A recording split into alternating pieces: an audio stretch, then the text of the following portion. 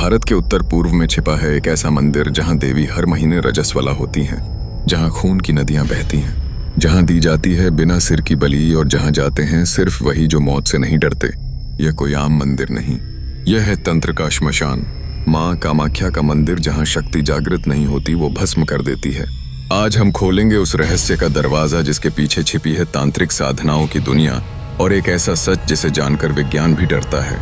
इस डॉक्यूमेंट्री में हम उतरेंगे उस यात्रा में जहां इतिहास, पुराण, तंत्र, विज्ञान और भक्ति सब एक हो जाते हैं। हम जानेंगे कैसे देवी सती का शरीर टुकड़ों में बंटा और क्यों कामाख्या सबसे महत्वपूर्ण शक्तिपीठ बनी।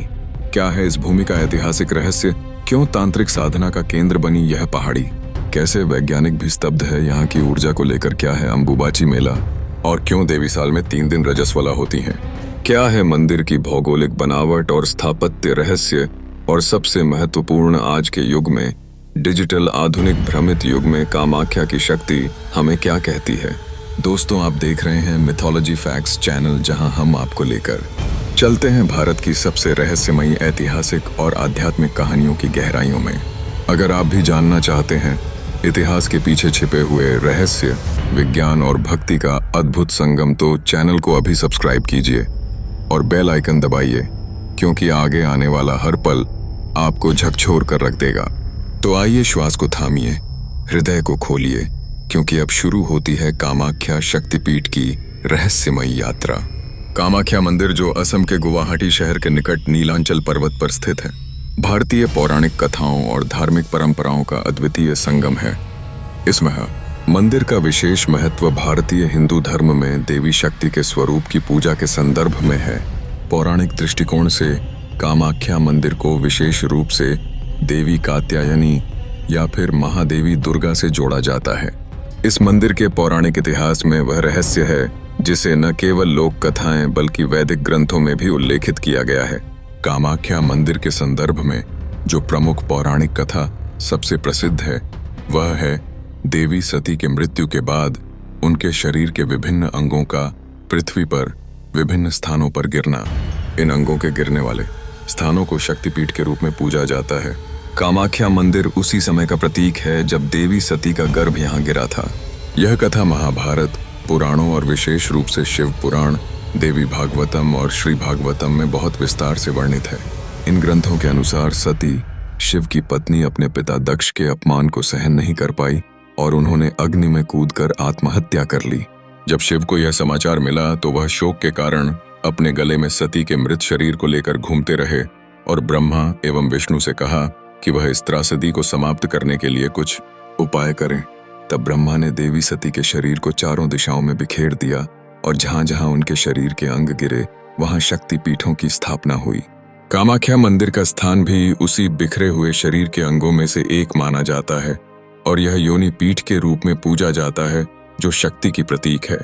इस मंदिर का विशिष्ट रूप से योनि पूजा से जुड़ा हुआ है जो देवी के सृजनात्मक और रचनात्मक गुणों को दर्शाता है।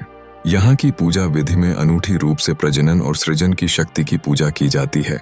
कामाख्या मंदिर के पौराणिक इतिहास में यह स्थान अत्यधिक महत्वपूर्ण है क्योंकि यह एक शक्तिपीठ है और इसके दर्शन मात्र से भक्तों की आस्था और शांति को प्राप्त होता है।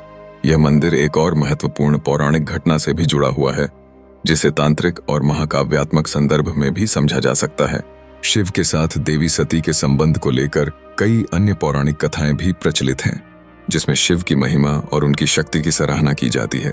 इन कथाओं में देवी सती और शिव के रिश्ते को एक दिव्य प्रेम संबंध के रूप में प्रस्तुत किया गया है, जिसमें दोनों के बीच का संबंध संसार के सृजन, पालन और संहार की शक्ति का प्रतीक माना जाता है।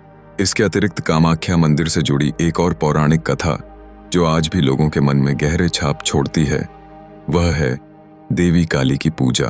काली को कालिका के रूप में पूजा जाता है और यहाँ उनकी पूजा एक प्रमुख धार्मिक अनुष्ठान है।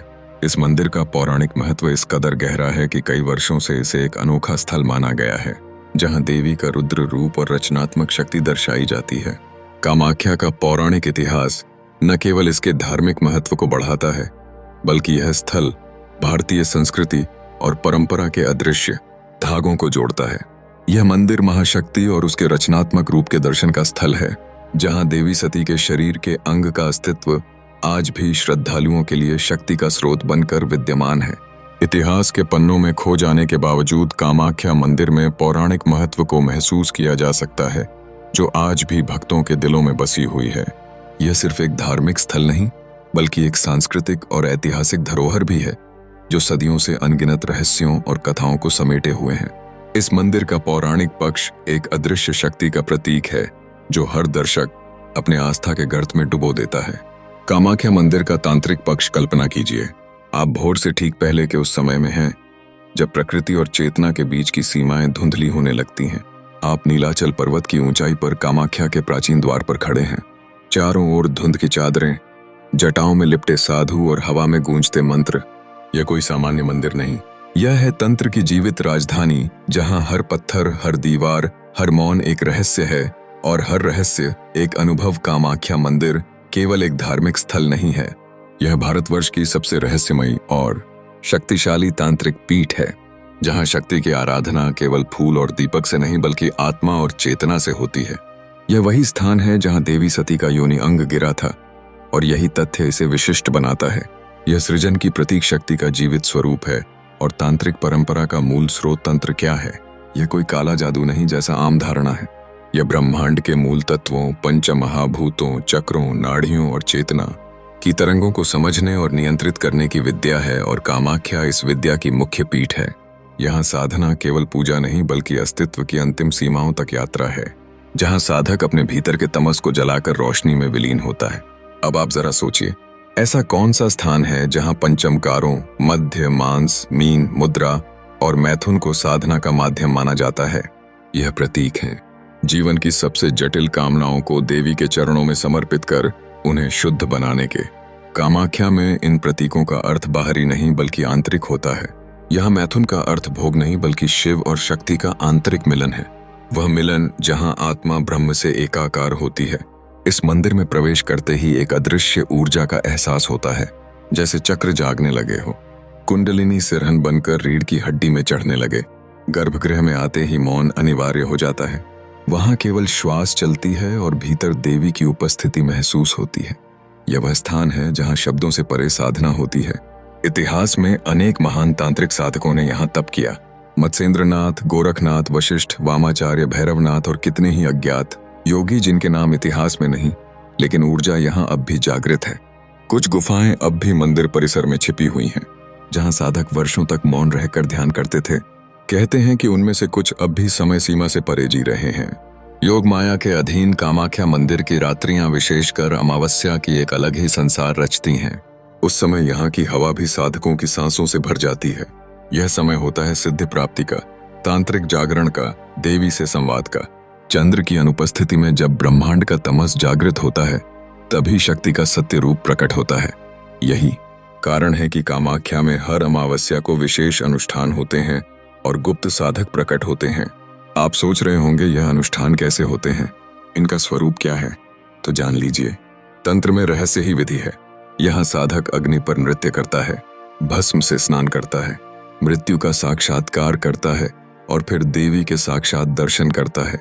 कामाख्या में साधना का मार्ग वही चुनता है जो भय को जीत चुका हो। यहाँ की भूमिगत गुफाएं अब भी वैरागियों के लिए खुली हैं, और वहां होने वाली साधनाएं कैमरों और आम दृष्टि से परे होती हैं। कहते हैं अघोरी साधक यहाँ शव साधना करते हैं, चिता, भस्म, मांस और रक्त के बीच, लेकिन इन सभी का उद्देश्य केवल एक होता है। अंबुबाजी मेला कल्पना कीजिए। ब्रह्मपुत्र के किनारे बसी नीलाचल पहाड़ी पर धीरे धीरे बादल उतर रहे हैं। हवाओं में नमी है, पक्षियों की चुप्पी किसी अनजाने संकेत की तरह लग रही है। सन्नाटा है, पर भीतर कहीं कुछ कंपन हो रहा है।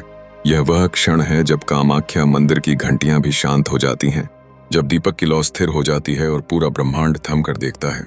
देवी का वह पल जब वह स्वयं रजस्वला होती हैं। यह है अंबुबाची मेला।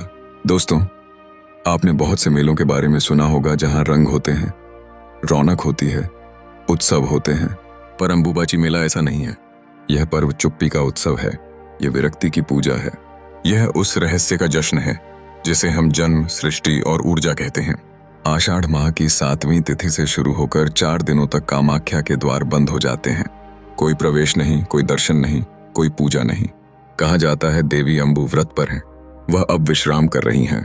लेकिन यह विश्राम नहीं, यह धरती माता के रजस्वला होने का प्रतीक है। यह मान्यता है कि ठीक इन 3 दिनों में पृथ्वी स्वयं गर्भधारण की शक्ति को धारण करती है और यह वह काल होता है जब सारी सृष्टि शांत हो जाती है। अब सोचिए, भारत जैसे समाज में जहां सदियों से मासिक धर्म को अपवित्र माना गया, वहां एक मंदिर है जो देवी के पीरियड्स का पर्व मनाता है। यह मेला उन सभी धारणाओं को तोड़ देता है जो शरीर और ऊर्जा के संबंध को केवल शुद्ध अशुद्ध के चश्मे से देखती हैं। 3 दिन तक मंदिर बंद रहता है, पुजारी नहीं आते, आरती नहीं होती, फूल नहीं चढ़ते, लेकिन पहाड़ी की चुप्पी सबसे बड़ा मंत्र बन जाती है। इस दौरान मंदिर के गर्भगृह में स्थित वह पवित्र योनि स्वरूप शिला जिसमें जल सतत प्रवाहित होता है, वह लाल हो जाता है।